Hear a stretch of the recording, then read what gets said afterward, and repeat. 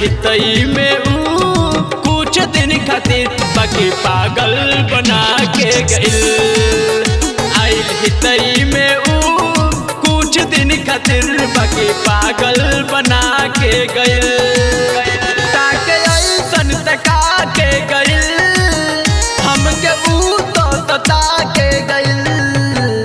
आइल हितई में कुछ दिन खातिर बाकी पागल बना के गइल।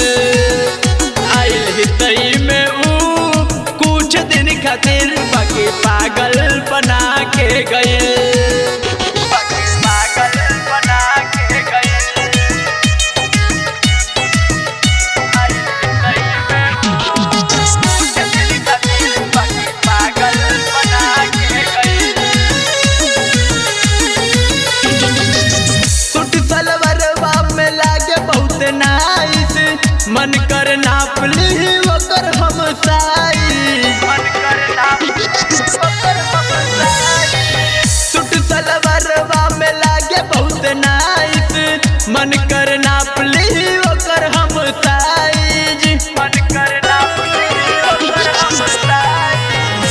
हमके जोश बढ़ा के गइल, हमके ठेंगा दिखा के गइल। आइल हितई में कुछ दिन खातिर बाकी पागल बना के गइल। आइल हितई में कुछ दिन खातिर बाकी पागल बना के गइल। पागल बना के गइल। आइल हितई में कुछ दिन खातिर बाकी पागल बना के गइल। अमन राज कहे धोली ही कोरा, अमित के कह देल बड़ तूछ छोरा। अमन राज कहे धोली ही कोरा, अमित के कह देल बड़ तूछ छोरा।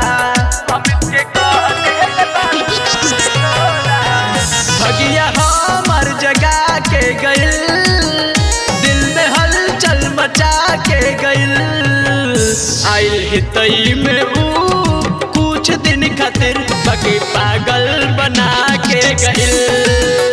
आइल हितई में कुछ दिन खातिर बाकी पागल बना के गइल। पागल बना के गइल। गरिमा रिकॉर्डिंग स्टूडियो गुजरात।